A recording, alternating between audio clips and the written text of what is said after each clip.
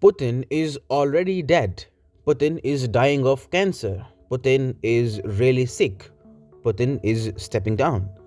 Looks like the Western media is more worried about Vladimir Putin's health than Putin himself. And that is obvious too.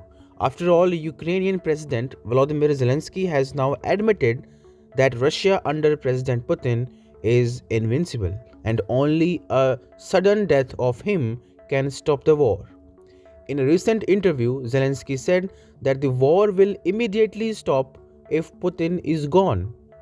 Can you really believe this? After gulping down billions and billions of US taxpayers' money given to him to defeat Putin by Joe Biden, this comedian is now crying hoarse that only Putin can stop this war now and not a decisive military clash. Zelensky's statements might sound bizarre and stupid, but they actually reveal two major things about the ongoing Russia Ukraine war. First, he is acknowledging Putin's absolute dominance and control over the battlefield.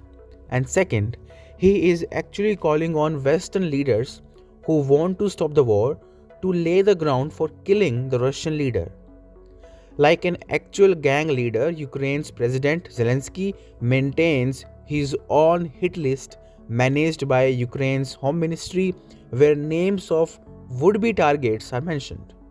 The hit list is known by the name of Myrotvorets, which means peacemaker in Ukrainian. So you can very well expect him to call on the US and the West to formulate a plan to get Putin assassinated to bring peace to Ukraine.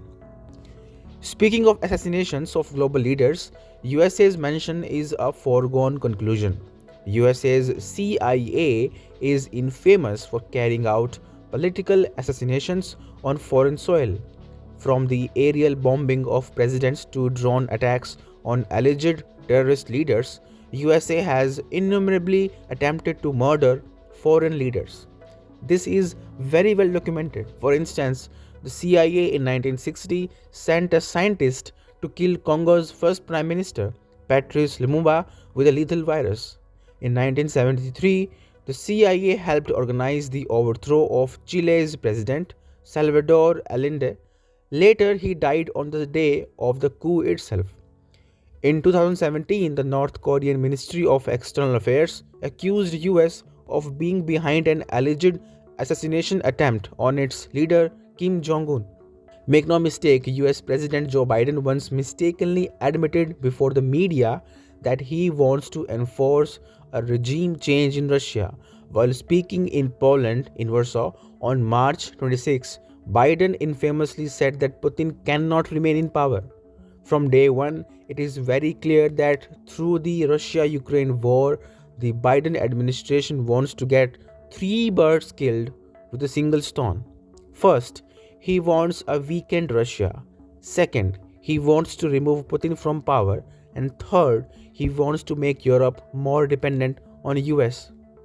While he seems to have already achieved his first and third objectives, the second one is still pending.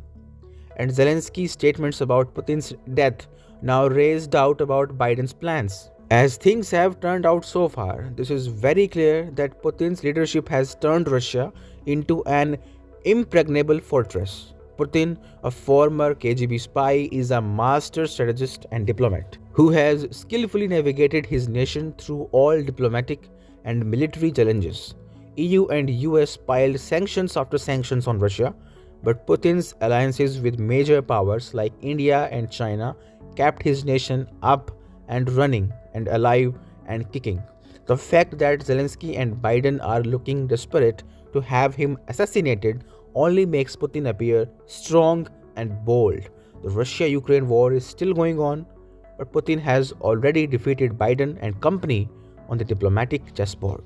India's World, telling the right side of the story.